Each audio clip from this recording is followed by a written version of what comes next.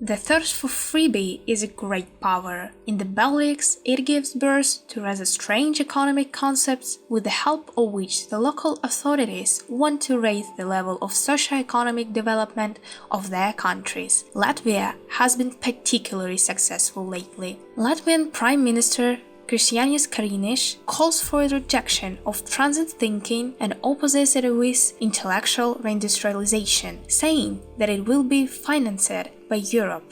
If you listen to Latvian politicians, it becomes clear that the prosperity is just around the corner. But there is never much prosperity. That's why, in addition to restoring the country's industrial potential, Kariņš and his company will try to do one more profitable thing: to mine non-ferrous metals. At least they hope so. It all started a few years ago when a Latvian geologist, Andrej Bite, was living in Canada. He thought about the prospects of geological explorations in his homeland. Due to the fact that in Canada, the US and the South Africa Republic, I was mainly searching for nickel, platinum, palladium and gold. After getting acquainted with the research, I decided that these materials could be found in Latvia as well, said Bite. Apparently, his colleagues were also interested in studying the Latvian sub-oil. In 2011, Baltic President Andris Bērziņš and Prime Minister Valdis Dombrovskis visited Canada. Here,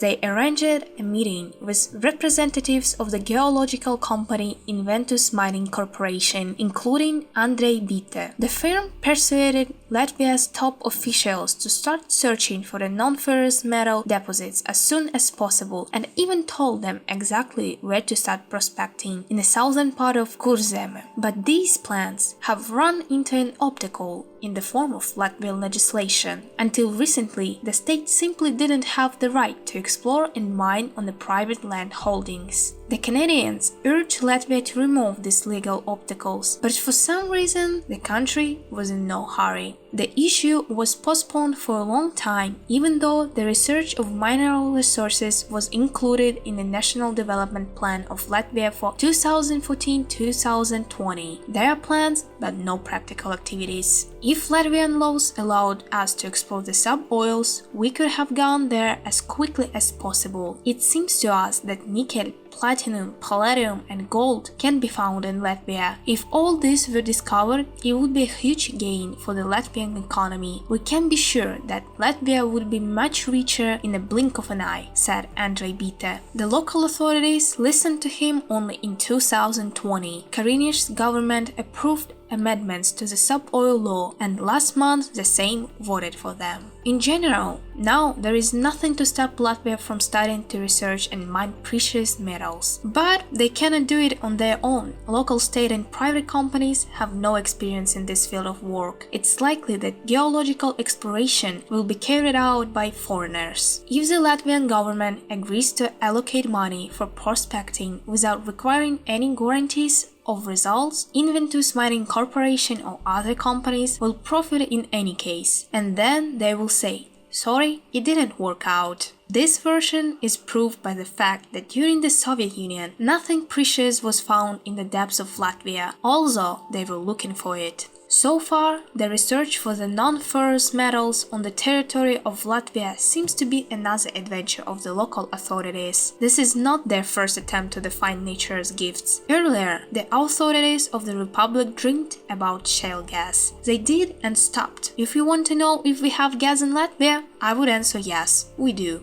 How much is there? Well, enough for one kerosene, ironically answered Valdis Segliņš, doctor of geology, professor at the University of Latvia. Since then, the oil fields in Riga have never been enriched. Lately, it's not customary to remember these plants anymore, but the desire to dig up something valuable has not disappeared.